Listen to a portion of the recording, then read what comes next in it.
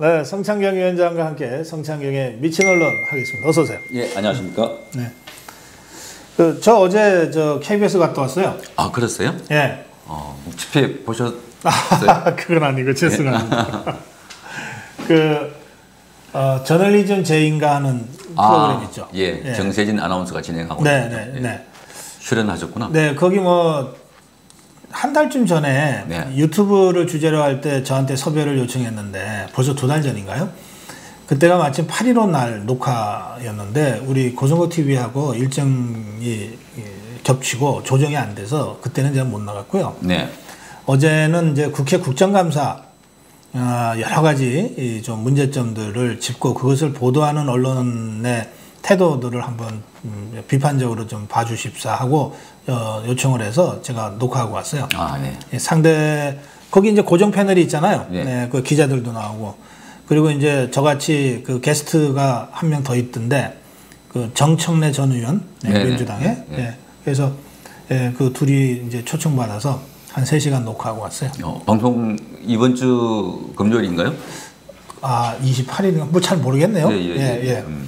저는 사실 추정 60분 진행자로 TV 데뷔를 했기 때문에 KBS가 정말 친정 같은 곳이거든요. 그래서 근데 많이 변한 친정이죠. 예. 그래요. 정말 오랜만에 가서 그러나 좀 낯설게 그렇게 방송을 하고 왔습니다. 어제 그 시간에 저희는 KBS 입구에서 한 3천여 명 시민 또 시민단체들이 모여서 이른바 KBS 규탄 대회를 가졌습니다. 예. 평일날 낮 11시부터 오후 한 3시까지 그렇게 많은 인원이 몰린 것도 처음이고 그렇군요. 네. 여러 단체에서 오셔서 KBS의 가짜뉴스, 왜곡, 조작, 편파 방송을 중단하라. 또 현직 언론인들을 탄압하는 이른바 진실과 미래위원회를 해체하라. 양성동 사장 물러가라 하는 그런 규탄 집회를 갖고 그 일대에 쭉 프레이드를 불렸고요. 많은 KBS 직원들이 국민들이 대단히 화가 난 상황이구나 하는 것을 느꼈을 것이라고 생각합니다. 그래요. 저도 이제 이게 3시간 녹화해서 50분짜리로 편집을 하니까 제가 얘기한 거가 제대로 편집돼서 방송되는지는 잘 모르겠어요.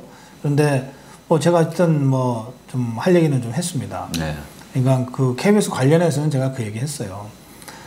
그 1인 미디어 시대가 개막돼서 KBS, MBC 공영방송이나 종편이 아무리 잘 해도 유튜브 방송의 어떤 대세를 따라잡기가 쉽지 않은데 그러나 지금 상당히 많은 국민들이 KBS, MBC 못 믿겠다, 못 보겠다 이러고 있지 않냐. 그리고 그것은 시청률로도 나타나지 않냐. 이런 상황에서는 정말 이 KBS가 국민방송으로 거듭나기 위한 처절한 자기 반성이 필요하다.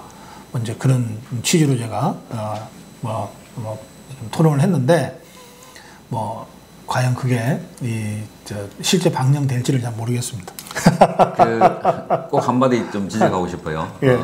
고 박사님의 그 고견은 정말 KBS인들이 귀에 담아야 하는 내용들이지만 구도상 보면 KBS인들이 제대로 된 방송을 해서 시청률이 올라가고 국민으로부터 신뢰를 받기 위해서는 기본적으로 이 시스템이 바뀌어야 됩니다. 체제. 그러니까 문재인 정권이 장악하고 있는 방송, 그 아래에 또 자체 스스로 통제를 하고 있는 민주노총 산하의 언론 노조가 있는 한 어떤 내용을 말씀하셔도 아마 그 고 박사님이 KBS의 어떤 변화를 주문하시는데 아마 편집이 많이 됐을 거라고 저는 예측이 가능하고요.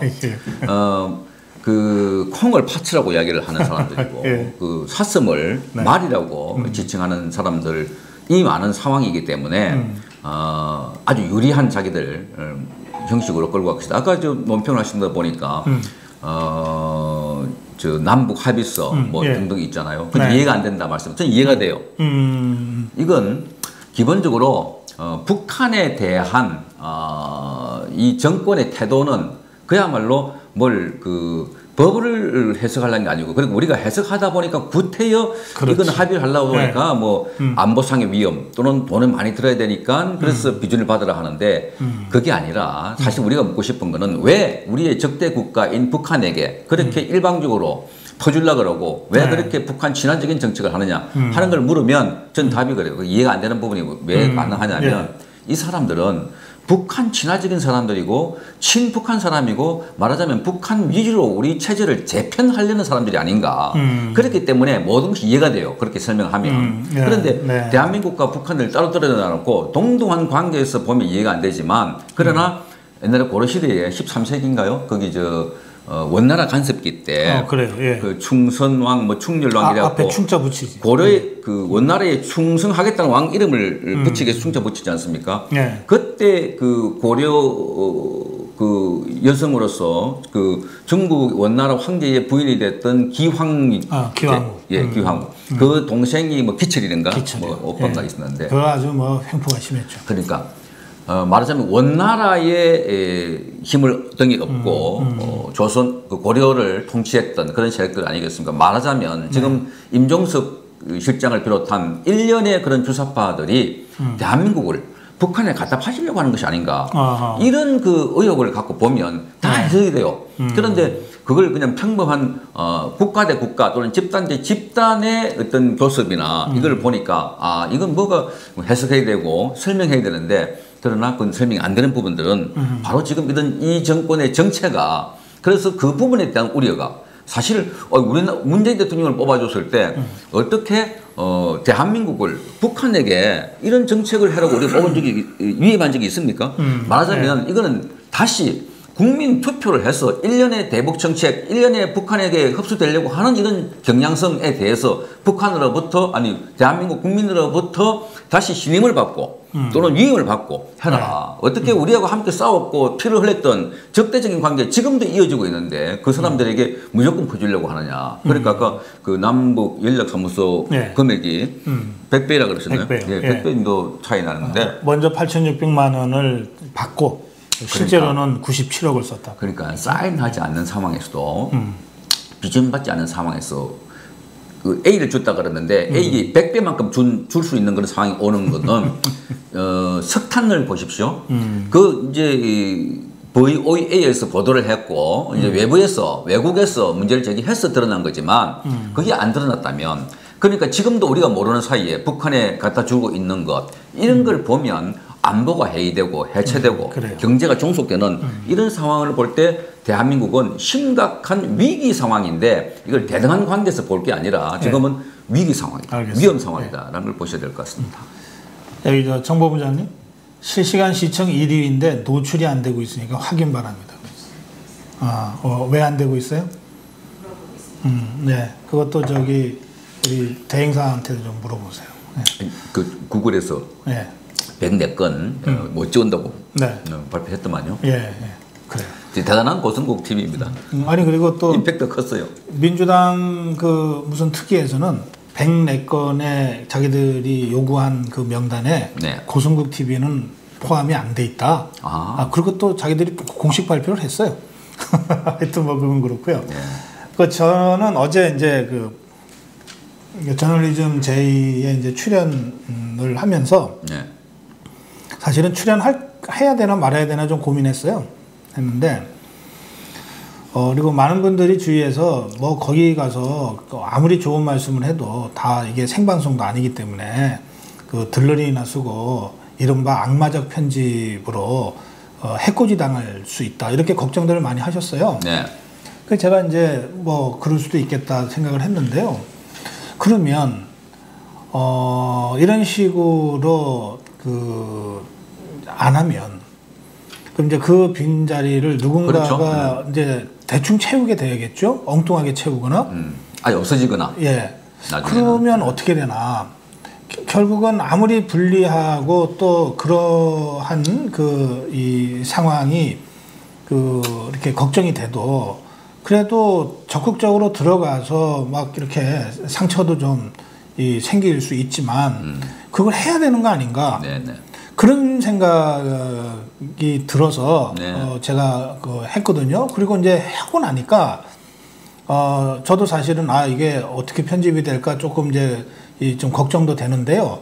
그러나 우파가 우리가 낸 시청료로 사실은 세금이죠. 맞습니다. 이걸로 예. 운영하는 KBS를 저쪽이 조직적으로 우파를 배제해서 이럴 경우에 우리 공간과 우리 목소리를 내게 해달라고 요구를 해야 될 상황인데 저들의 의도가 아무리 보인다 하더라도 그러니까 아예 피하자, 가지 말자 이렇게 하는 게 맞나? 이제 그런 생각, 저런 생각이 좀 들었어요. 그래서 저는 앞으로도 적극적으로 공중파건 종편이건 이 우파가 그 진출하고 그 공간에서도 어쨌든 열심히 해야 된다.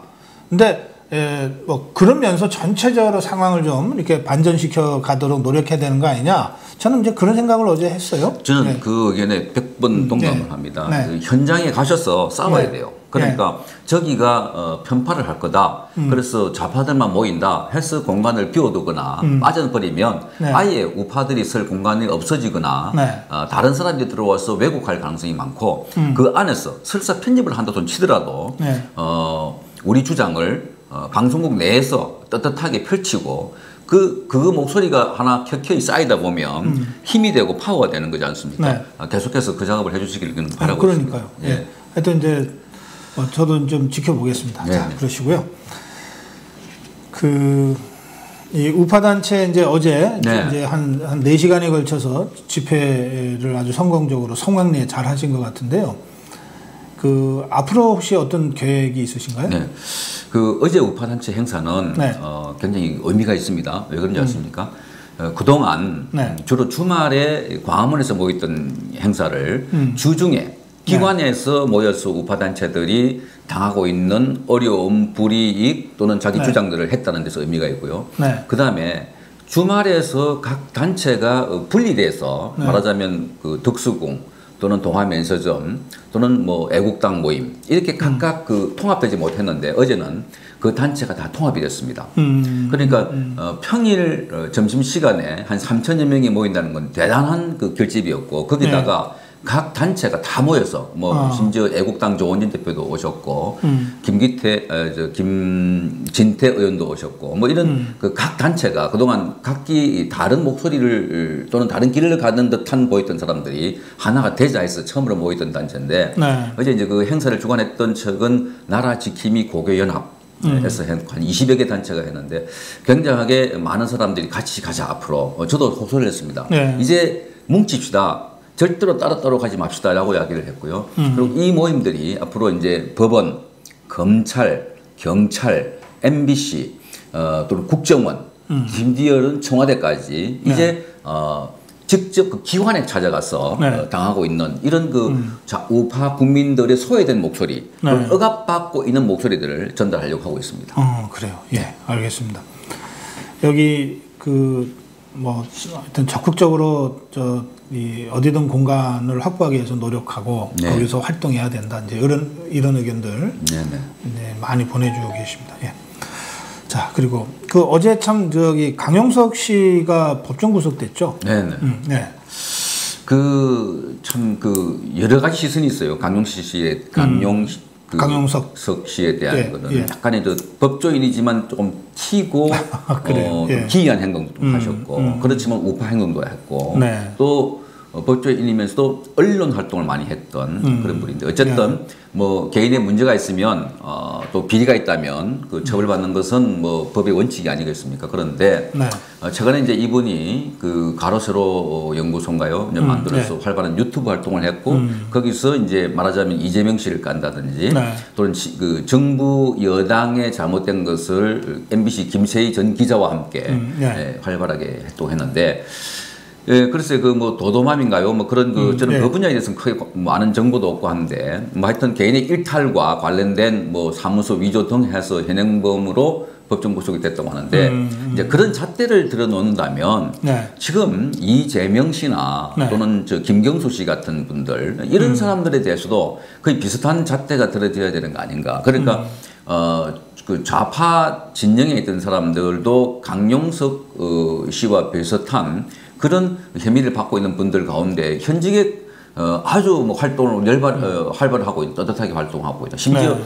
뭐 박원순 시장도 본인의 아들 문제, 병력 문제 계속해서 네. 지금 뭐 문제되고 있지 않습니까? 그러니까 법은 무릇 균형과 투명 그리고 법 자체가 그 정직해야 됩니다. 그런데 네.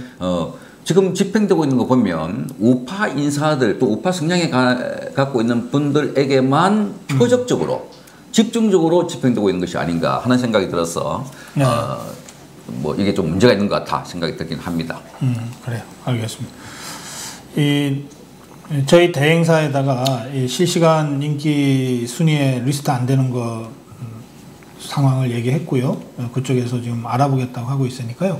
네, 조금 기다려 보시죠. 그리고 아까 여기 리얼미터 문 지지율 59.3 이렇게 문자를 보내셨는데 이거 한번 체크해 보세요. 네. 제가 60점 얼마까지는 제가 들었는데 또 59.3이면 뭐 또 조금 떨어진 모양입니다. 이건 좀 확인되는 대로 말씀드리고요. 그 아까 말씀 중에 예. 그 KBS 국감 이야기를 하셔서 지난주에 KBS 국감이 있었습니다. 제가 고박사님께 좀 설명을 드려야 될 것 같은데요. 저는 그 국감에 KBS 국감에 야당 측으로부터 말하자면 자유한국당 측으로부터 참고인으로 출석해달라고 해서 출석을 했습니다. 그러셨구나. 네. 뭐 작년에도 참석을 했고요. 출석을 했는데 진실과 미래위원회가 기자들의 과거 행적을 조사해서 탄압하고 있고 보복하고 있다 하는 측면에서 그 진술을 해달라, 증언을 해달라는 게 있었고 또 이메일 사찰 관련해서 있었는데 가자마자 여당 의원들이 저에게 그러면 이제 그 제가 참고인으로 부른 그 부분에 대한 질문을 하는 게 아니라 저의 과거 행적에 관해서 이를테면 10몇 년 전에 15년 전에 이런 활동을 했냐 이런 뭐 행동을 했냐 이런 조사를 받은 게 있느냐 뭐 이렇게 해서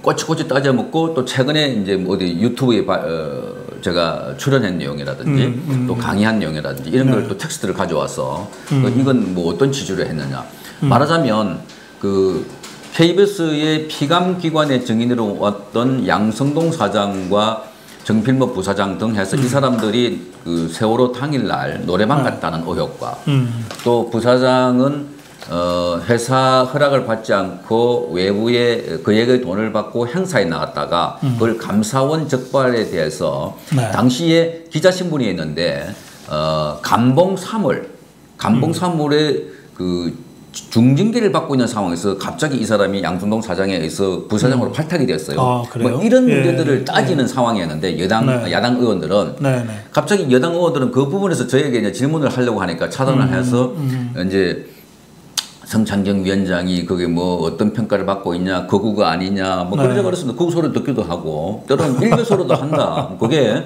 일베를 하든 거구를 하든, 그게 대한민국의 정체성을 지키고 우리의 가치를 지키는 일이라면 당신들 무슨 소리를 하더라도 난 옳다고 믿는다. 라고 이야기를 이제 하고, 그래서 제가 그 국회의원들에게 면박을 줬습니다. 오히려. 아니, 얘기가 그 사장, 부사장 나와 있어서 국회 피감기관에 대한 국정감사냐 아니면 참고인에 대한 인사청문회냐 하고 물었더니 뭐 말을 얼물버리는데 그분들이 김성수 의원 또 유튜브를 지금 뭐 규제하겠다고 하는 박광온 의원 이런 분들인데 정말 국회가 참고인을 불러놓고 그렇게 신상털이를 하려고 하는 것 이것 자체가 사실 국정감사를 모독하는 겁니다. 그렇지 않습니까?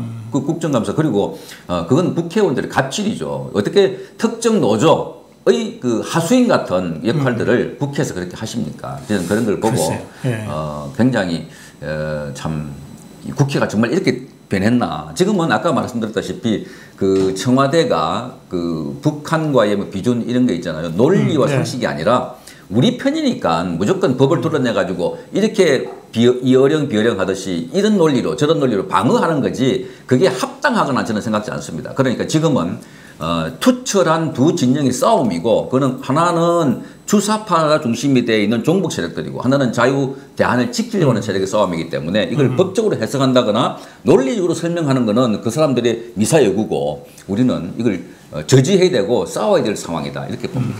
그래요. 여기 인민재판을 받으셨네요. 그렇게 맞습니다. 참, 예. 그리고 말 놓으신 김에 네. 제가 그 국감에서 좀 하려고 했던데 이분들이 뭐 그 신상 공개를 하는 바람에 설명 못했는데 몇 가지만 더 한번 보여드릴까요?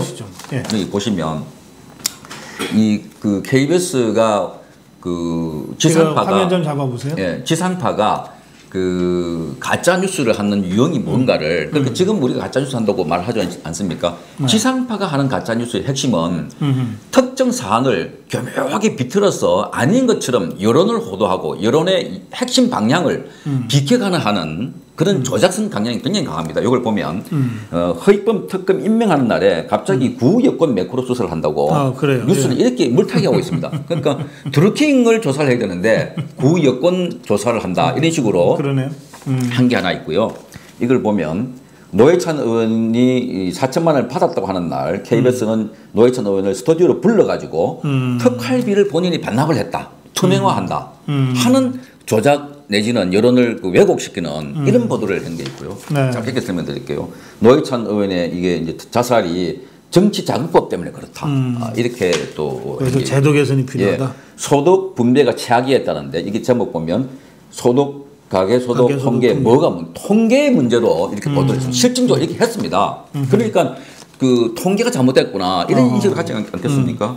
그리고 요거는 그 최저임금 인상이니까 어쩌다 편의점 공화국이 됐나. 그러니까 편의점이 많이 생겨서 소상공인들이 힘들다. 이런 보도가 있었고요. 그 다음에 4대강, 지금도 4대강 보도를 하고 있습니다. 4대강 찬성하면 학자들이 돈의 축복을 받고 연구비 이런 보도를 했고요. 뭐 아까 알다시피 기무사 문건 5.18과 흡사하다. 5.18과 흡사하다. 네.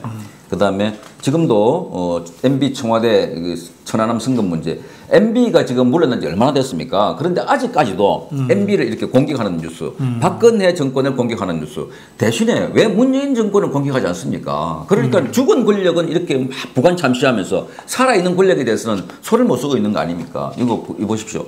김정은이 손가락 하트했다고 이걸 단독 뉴스 아이템이 됩니까? 이거 김정은을 칭송하고 찬양하는 뉴스가 9시 뉴스에 나가고 있는 거고 필체가 주체 필체라고 제목이 김정은이 필체가만 아니 김정은을 다루려고 그러면 이 사람의 사상, 정책, 그다음 배경 뭐 이런 걸 다뤄야 되는데 아주 표피적인 그 필체를 다뤄가지고 아주 이미지를 좋게 만드는 뭐 진솔하다, 파격 발언이다 뭐 이런 거. 그다음에 대한항공에 대해서는 욕하고 가야 되는데 개보다 못한 직업 이런 용어 자체가 입에 올리기 힘든 정도의 용어들을 뉴스에 버젓이 올리고 있습니다. 침 뱉고 신발 던졌다. 이 보십시오. 막 이런 식의 그 뉴스가 지상파에서 나간다면 현재 상황을 얼마나 호도하고 왜곡 조작해서 국민들로 하여금 여론을 다른 데로 옮기겠는가. 그러니까 문재인 정권이 실패한 경제 정책에 대해서 아까 보셨지만 통계의 문제다 그러고 그걸 편의점의 문제라고 치환해 버린다면 국민들이 어떤 판단을 해서 투표를 할 것이며 여론이 형성되겠습니까? 그러니까 이게 지금 가장 심각한 가짜뉴스의 표본이고 아까 말씀드린 뭐 지난번에 말씀에 나왔던 이낙연 총리가 베트남 호치민 그 주석에 쓴 거나 또 그게 뭐 김일성에게 썼다고 하는 거는 금방 알려질 거지만 이런 방금 제가 소개했던 이런 내용들은 국민들이 그걸 믿어버립니다. 그러니까. 이게 문제예요. 형 죽이고 고모부 죽이고 손가락 하트. 참 그래요. 이제 MB 때 뭐 이런 자꾸 과거를 들춰내는 이런 뉴스요. 네. 그 말씀하시니까 저도 어제 녹화할 때 그런 얘기가 잠깐 있었어요. 그 KBS가 며칠 전에 그 2015년에 그 지금 구속되어 있는 안종범 경제수석과 금융위 부위원장과 조선일보가 이 커넥션을 가지고 한국은행의 금리 인하를 뭐 좀 했다, 뭐 이런 특종을 했다는 거예요. 예. 그게 이제 어제 논의가 됐어요. 그래서 이게 만약에 정말 그런 커넥션이 KBS가 보도한 대로 커넥션이 실체가 있다면 그건 아마도 한국은행법이나 금융위원회법 위반일 거다. 그러면 그거는 사부 처리를 해라 그러면.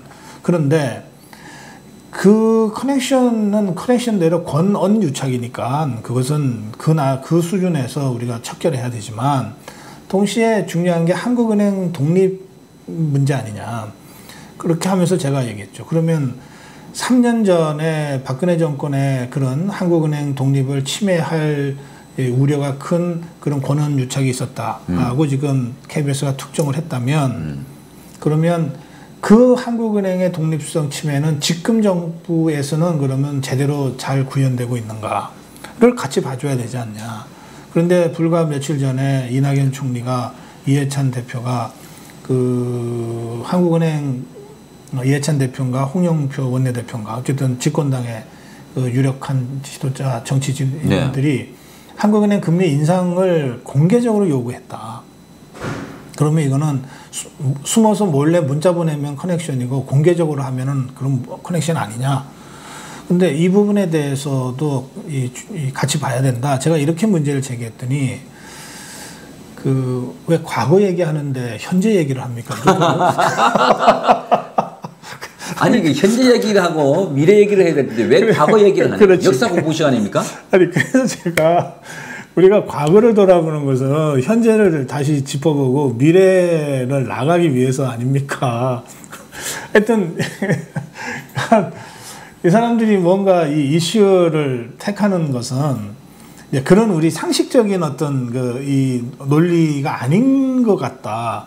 그러니까 상식적으로는 과거의 잘못을 들여다볼 때는 앞으로도 잘하기 위해서 들여다보는 거잖아요. 그런데 이 정권에서는 과거를 들여다보는 거는 앞으로 잘하기 위해서가 아니에요. 네. 보니까 과거를 때려서 뭔가를 얻기 위해서 같아요. 이제 자꾸 이제 그런 생각이 들어서 참 토론하다 말고 말이죠. 저는 이제 이런 생각이 듭니다. 이게 왜 이명박 박근혜 정권에 대한 지금 지상파와 흔히 장악되어 있던 언론들이 공격을 하는가? 끝없이 보수 죽이기고 이 작전이 계속 이어진다면 진보 세력들의 결집과 보수 단합이 불가능해진다. 그래서 20년, 50년 집권이 가능하다 이렇게 봐지고요.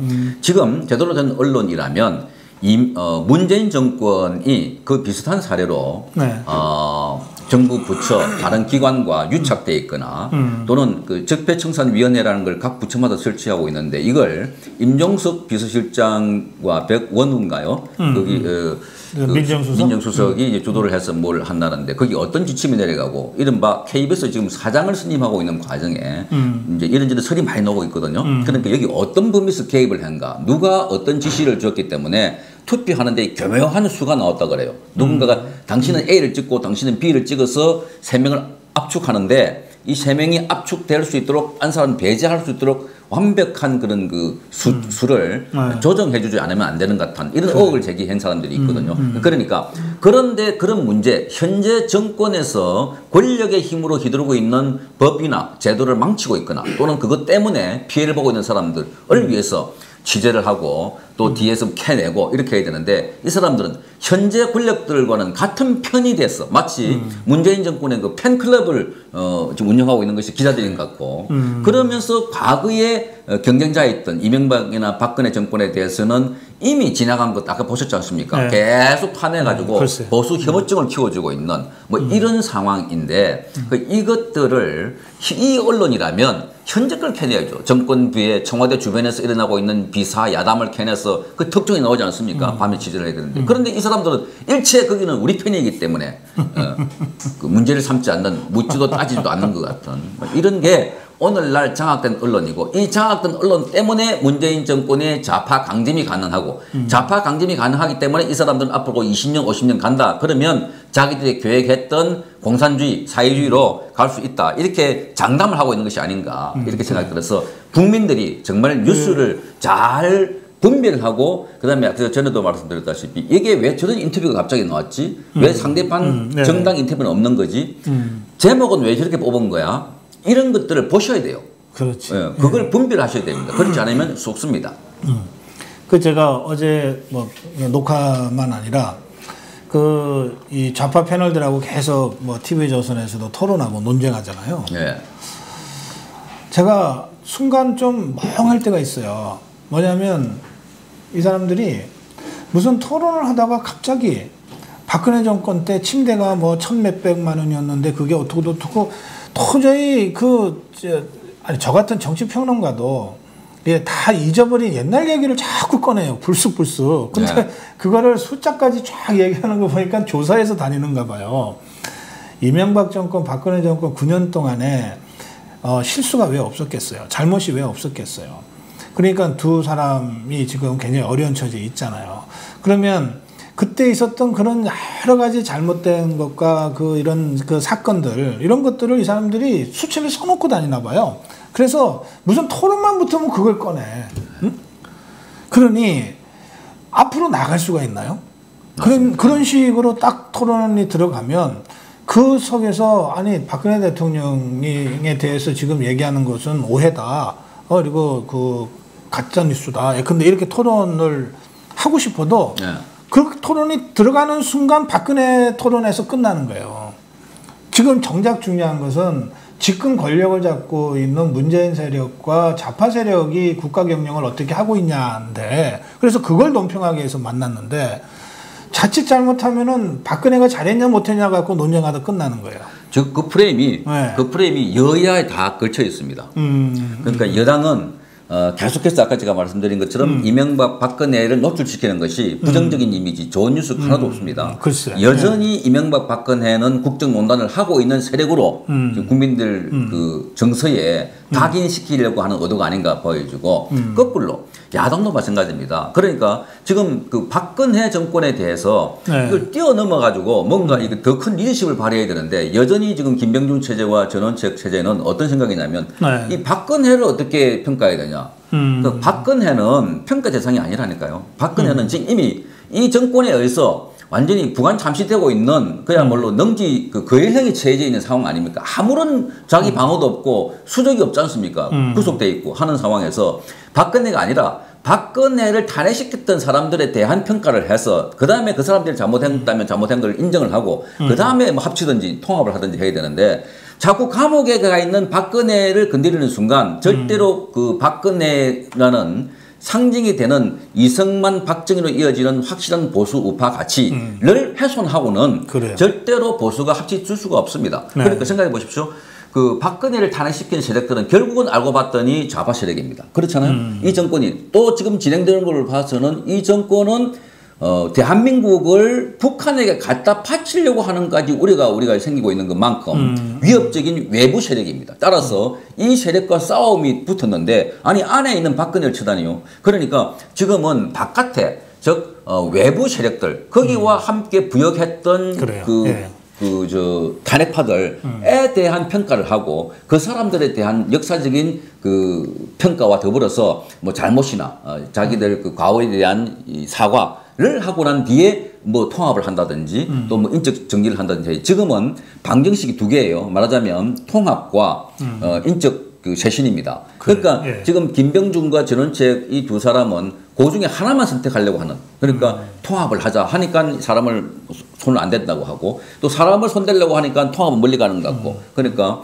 고도의 정치력을 발휘해서 고차 방정식 통합과 인적 쇄신 같이 해야 됩니다. 그걸 하지 않으면 보수 그 어느 누구로부터 지지를 받기 힘들고 국민으로부터도 전폭적인 지지가 어렵기 때문에 거대 여당, 좌파 야당, 좌파 강점을 하고 있는 이 세력과 붙기 위해서는 지금은 어저께 KBS 앞에서 모였던 것처럼 합쳐야 됩니다. 합쳐야 됩니다. 하여튼 이 좌파들하고 토론하다 보면 곳곳에 지뢰를 숨겨놓고 토론을 하기 때문에 잘못 밟으면은 터집니다. 그래서 뭐 제가 토론할 때는 뭐 늘 평상심을 유지하고 또 이렇게 웃으면서 하려 그러지만 정말 좀 쉽지 않아요. 요즘 토론이. 뭐 그렇고. 우리 성창용 위원장님 말씀 중에 한국당 얘기가 나왔는데, 제가 두 가지 얘기를 좀 할게요. 하나는 전원채 비대위원이 이 모든 보수의 몰락은 박근혜부터 시작됐다 이렇게 얘기하면서, 이 사람은 워낙 좀 여러 말을 막 해가지고, 그러면서 또 태극기는 함께 가야 되겠다. 데리고 가야 되겠다. 과연 이게 국민을 정당이 데리고 간다, 빼고 간다고 얘기할 수 있는 건지부터가 참 그렇긴 하지만, 또 그러면서 또 박근혜의 공가에 대해서는 그러면 끝장 토론을 해보자 막 이런단 말이에요. 그런데다가 바른미래당 쪽에서는 태극기까지 데리고 가야 된다는 전원책의 발언이 나오자 그 무슨 저 음식물 쓰레기 섞어놓고 비빔밥이라고 그러냐 또 이렇게 또 막 하고 있고 그래서 우리 저 대한민국 국민이 음식물 쓰레기 취급당하고 있고 또 데리고 갈까 그 떼놓고 갈까 하는 애 취급당하고 있고 말이에요. 고 박사님 예. 그 표현은 네. 정말 전원책 씨를 포함한 자유한국당에서 만약 그런 표현을 하고 있잖아요. 네. 이거는 국민에 대한 심각한 모독입니다. 네. 어떻게 정당에서 태극기로 대변되는 우파 국민들을 데리고 갈까? 거꾸로 지금 태극기로 상징되는 우파 국민들이 자유한국당을 버리고 있습니다. 버리는 또는 선택하는 주체가 국민입니다. 정당이 아니에요. 정당은 정권을 창출하기 위해서 뜻을 같이 하는 이념을 같이 하는 사람들의 모인 단체 아닙니까? 그런데 그 사람들의 정체성을 지금 생각해 보십시오. 노무현 정권 때 거기 뭐 같이 일했던 김병준 씨를 데려오고 있고 뭐 텔레비전에서 변호사라고 하시는 분들이 좌우를 넘나들면서 그러면서 뭐 약간의 우파 성향을 보였던 이런 탤런트 같은 사람들 데리고 와서 흥행을 하겠다는 자체가 안 됩니다. 지금은 그런 쇼잉의 문제가 아니라 절체절명의 우리의 그 생존권에 관한 문제이고 위기의 문제이고 지금 우리의 생존권과 이 존재의식을 갖고 모두가 힘을 못 쳐갖고 싸우는 그런 상황인데 그 사람들은 그 태극기를 부대라고 설명할까 뭐 촛불은 집회라 그러는데 이거 개념 자체가 우선 좌파들이 그런 놓은 프레임입니다. 제가 태극기 이쪽의 집회사를 많이 만나지 않습니까? 네. 정말 이분들처럼 많이 배우고 이분들처럼 그 국가관이 확실하고 이분들처럼 생각이 유연하고 이분들처럼 경제적인 여유가 있고 이분들처럼 정말 마음이 포용이 넓은 사람들이 없어요. 그러니까 많은 사람들이 태극기 부대를 하면 털딱이라고 이미지 씌워가지고 완전히 그냥 뭐 떼놔버리는 사람입니다. 생각해 보십시오. 과거에 촛불 집회 때 경찰차를 부수고 방화하고 깨고 의경을 때려가지고 이게 막 다치게 했지 않습니까? 그런데 촛불 태극기 집회에서 어떤 사람이 다친 사람이 있나요? 없습니다. 그러니까 그 사람들 정말 평화롭게 집회를 하고 평화롭게 어제 KBS 앞에서도 그렇게 분노가 많지만 첫째 그분들이 주장하는 소리가 질서. 불상사.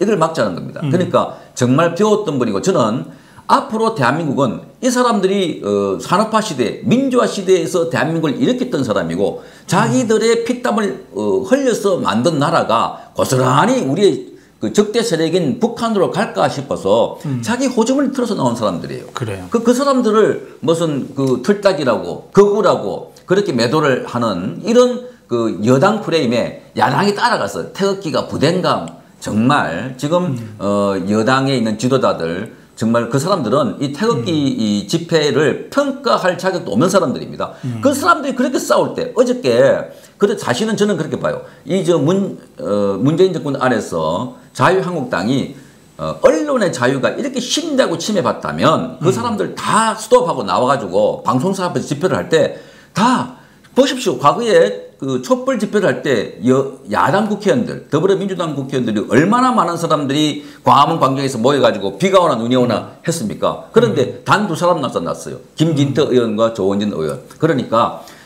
지금 정당에서 국민을 품어야지 어떻게 국민이 정당을 품습니까? 그러니까 뭐 태극기 부대를 데리고 간다 만다 그런 오만방자한 생각을 갖고 있는 한 앞으로 야당은 저는 기회가 없다고 봐집니다. 그래서 이 국민들이 오히려 자유한국당 올라 그러면 오지 말라고 할지 모르겠어요. 이런 상황을 야당은 정말 상황을 파악하시고 그렇게 싸움의 주체가 누군가 지금 같은 안에 있는 친박 비박이 아닙니다. 이 대한민국을 적화시키려고 하는 주사파 세력들이 우리의 적입니다. 싸워야 됩니다. 북한에만 있는 게 아니라 더 무서운 적은 안에 내부에 있는 거 아닙니까? 한국 내부에 있는. 그걸 되돌아보셔야죠. 그래요. 그 사실은 이제 그 정말 이 학자들이 그 사회적 현상 또는 정치적 현상으로 이른바 촛불 집회와 태극기 집회를 좀 정말 심층적으로 비교 분석할 필요가 있다고 저는 생각해요. 그렇게 해서 정말 객관적으로 이게 좀 비교도 되고 또 잘못된 그 이 편견, 선입견들이 좀 걸러져야 된다고 생각하는데요. 제가 이제 인상적으로 그냥 이렇게 그렇게 그냥 좀 비교를 하자면 이런 거죠. 그 촛불 집회를 포함해서 그러니까 그 효선이 미선이부터 사건부터 시작해서 광우병을 거쳐서 뭐 이렇게 쭉 오잖아요. 세월호 거쳐서 이렇게 촛불까지 올 때 이 좌파 집회의 특징은 그런 일을 수십 년간 직업적으로 해온 사람이 기획하고 주도한다는 거예요. 늘 시작할 때는. 이 사람들은 뭐 저도 잘 아는 사람들이 많습니다. 수십 년간 그것을 직업적으로 하고 있어요. 그러니까 얼마나 많은 노하우가 쌓였겠어요. 예. 이렇게 해서 초기에 잘 돼요. 초기에 잘 되고 이렇게 해서 그럴듯하게 막 단체들이 연대틀이 꾸려지고 뭐 시위 집회가 막 문화제 형식으로 막 이루어지고 거기에 가끔씩 그 이른바 개념 예술인이라고 하는 예. 개념 연예인이라고 하는 사람들이 갑자기 나타나서 불쑥불쑥 이렇게 하면은 대중이 확 모여요. 이게 모이거든요. 그러면 그 대중이 모이기를 기다렸다가 자기들이 진짜 하고 싶은 주장들을 슬며시 내놔요. 그게 이를테면은 뭐 통진당 뭐 이석 석방하라 뭐 이런 것들이에요. 한상균 석방하라 예. 이런 거. 그렇게 이들이 본색을 드러낼 때쯤 되면 정말 순수하고 순진한 마음으로 모였던 사람들이 좀 이상해 그러고 떨어져 나가죠. 근데 이 이탈자가 많아지기 직전에 이 사람들이 종료를 해버려. 그래서 말하자면 그 영상을 마지막 영상을 여운을 길게 만들어내요. 예. 그런데 이제 태극기는 우파는 사실 그 전에는 이런 집회 시위가 별로 없었어요. 그러니까 태극기가 처음 경험일 텐데, 그러니까 다들 좀 경황들이 없어요.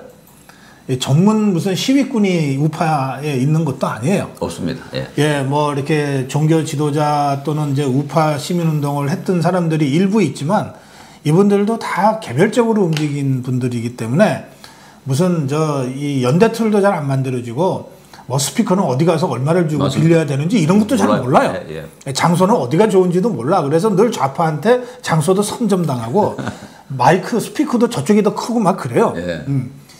그런데 이 우파는 그렇게 참 어설프어 보이게 시작하고 막 주먹국으로 하고 막 오로지 열정 하나 가지고 막 눈물 흘리면서 모이는데 일단 입으로 전해지고 이러면서 모이기 시작하면요 진짜 무서워요.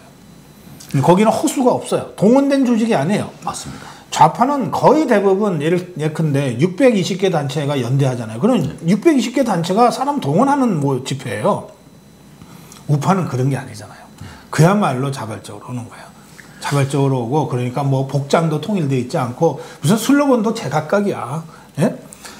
이렇게 하는데 그러나 끝까지 가죠. 네. 끝까지 가고 이제 또 다른 특징이 공권력에 대한 태도예요. 네. 좌파는 공권력을 기본적으로 적대시해요. 특히 보수 정권 때 공권력은 적이야. 그렇죠. 아예 무시하죠. 적이고 함정에 빠뜨릴 수 있다면 함정에 빠뜨리기를 주저하지 않아요. 좌파 정권이 들어서서는 그 태도가 좀 달라졌죠. 왜냐하면 같은 편이니까. 그런데도 그들의 그 과격성이 어디 가지는 않기 때문에 이 좌파들의 시위는 늘 그렇게 번질 위험성이 있어요. 우파는 기본적으로 국가 권력에 대들겠다는 생각이 없는 사람들이에요. 맞습니다. 예. 국가 권력은 존중받아야 된다는 생각이 평생 몸속에 있는 사람들, 체현돼 있어요. 그래서 설사 그 정권이 문재인 정권 같이 정말 우파가 보기에 부도덕하고 잘못된 정권이라 하더라도 국가 권력이 이 경찰을 앞서서 딱 서 있으면 우선은 저게 국가인데, 저게 대한민국인데 라는 생각 때문에 그 직전에서 멈춘다고요, 행동을. 그래서 태극기 집회 2017년 3월 11일 그때 태극기 집회에 참여했던 분들 중에 4분인가가 돌아가셨어요. 네. 예. 돌아가셨지만 그것을 경찰의 책임을 묻거나 정부의 책임을 묻거나 이렇게 하지는 않았어요. 말하자면 시체 파리도 없었어요. 네, 그렇습니다. 그러니까 이런 점들이 많이 다르거든요. 근데 이게 이런 정교한, 그러니까 뭐 저가 그냥 언뜻 제 눈에 보이는 정도로 설명을 한 거지 이게 무슨 정교한 분석도 아니잖아요. 그런데 조금만 봐도 알 수 있는 이런 차이를 사람들이 몰라요. 그냥 우파 틀딱들이 모인 것, 고리타분한 것. 그게 이제 좌파들이 만든 프레임인데, 예, 그게 언론들이 그렇게 확대 재생산하고 있고, 그걸 여야 국회의원들, 심지어 야당 국회의원도 그렇게 비하하고 있는 이런 상황을 보면 정말 현장을 몰라도 너무나 모르는 분들이고, 직접 한번 나와 보십시오. 한번 만나보세요. 야당 국회의원들, 대표들 한번 나와보시라니까요. 그 자가용 뒤에 타가지고 그냥 배만 불룩 해가지고 그냥 뒷짐지고 있지 마시고 자극법 입고 넥타이 풀고 아스팔트로 나와보시면 정말 이분들이 얼마나 스마트한 분들인지 이분들이 얼마나 나라에 대해서는 애정이 많은 분인지 아셔야 된다니까요. 아까 말씀하셨지만 어제 집회를 할 때도 그 대구에서 새벽밥을 먹고 버스로 오신 분들이 많았어요. 한 3,000명이 모이니까. 이분들이 오셔가지고 그 경찰들 있잖아요. 앞에 있으니까 경찰들 위해서 박수를 한번 쳐주자. 그래. 우리 때문에 고생한다. 이게 우파들의 시위관이고 공권력에 대한 관이면 좌파들은 때려잡아라. 저놈 죽여라.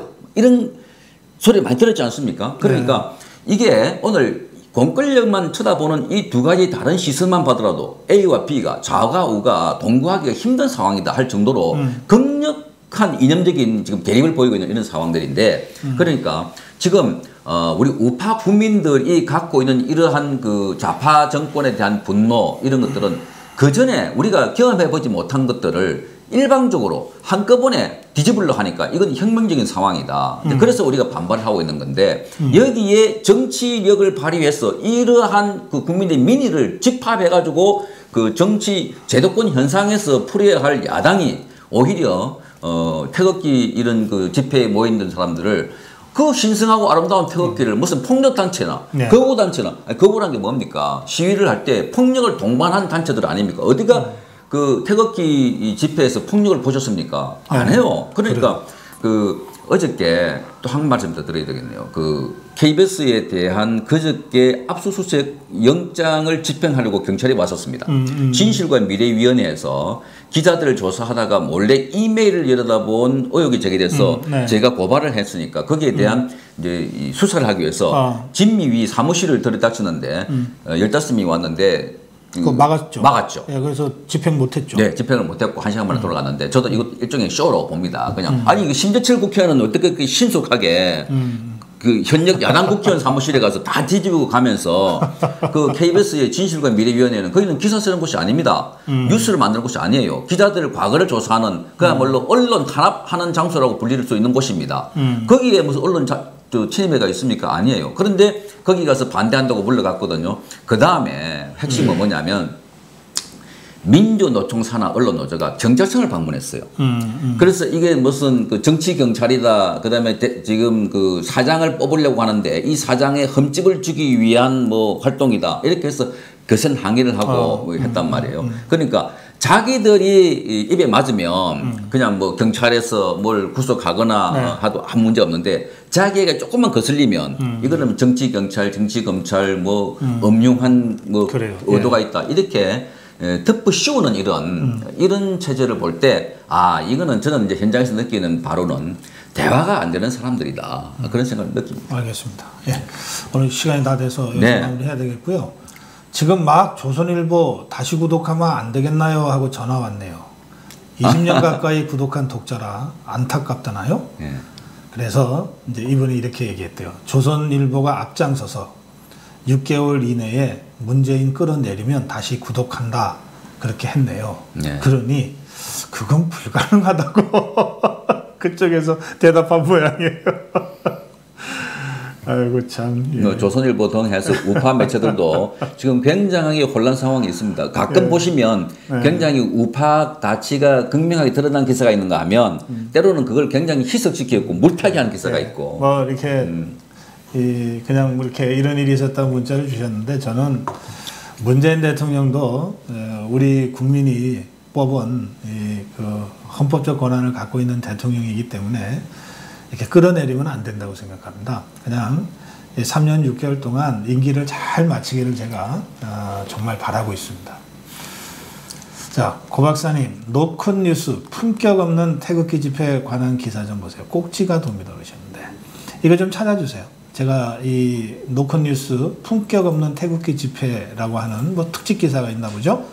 찾아주세요. 그거 제가 내일이라도 이걸 좀 읽어보고 해설하겠습니다. 어제 KBS 앞에 모였던 3천여 명의 우파 단체들 집회를 네. 언론 노조가 성명서를 한 줄 썼는데 거기는 네. 수백 명의 거구 단체들이 모여서 항의했다, 뭐 집회했다 이렇게 표현했습니다. 그래서 제가 뭐라고 했냐면 당신들은 눈도 없나 한번 네. 봐라. 좌파들은 보고 싶은 데는만 보고 그러니까 그거 아시죠? 그것이 알고 싶다라는 프로그램이 있잖아요. 그게 시중에서는 타이틀을 이렇게 바꾸고 이야기한답니다. 그렇게 알고 싶다. 그러니까 본인이 알고 싶은 대로 보도하는 거예요. 그것이 알고 싶다가 아니라 그렇게 알고 싶다. 이게 오늘날 언론을 대변하고 있는 이야기 같고 그래서 어제 저희는 그 집회에서 IPI 국제언론인협회가 있습니다. 전 세계 언론인들 한 120개 나라에 있는데 거기에 한국의 언론 상황들을 지금 이거 변희재 씨가 구속당하고 조선일보 기자가 북한 취재에서 배제당하는 여러 가지 이런 그 공영 방송이 탄압받고 있는 상황들을 적어서 국제 언론인 협회의 사무국장에게 서한을 공개적으로 보내기도 했습니다. 예, 그래 여기서 마무리하겠습니다. 네. 제가 조금 전에 문재인 대통령이 임기를 잘 마치기를 제가 바란다고 말씀드렸더니 고성국 박사한테 실망했다고 문자가 근데 고 박사님 이거는 정말 그 국민들 가운데 뜨거운 마음이 뭐가 있냐면 임기를 다 마칠 때까지 놔두면 대한민국이 없어진다 생각하는 사람들이 워낙 많아요. 때문에 그 문재인 정권이 그 기조를 바꾸지 않는다 하면은 정말 임기를 마치기가 힘든 상황이다. 저도 그렇게 생각합니다. 그래요. 근데 고성국 TV가 공식적으로 문 대통령 끌어내리자고는 못합니다. 그렇죠. 맞습니다. 자, 여기서 마무리할게요. 고맙습니다. 감사합니다.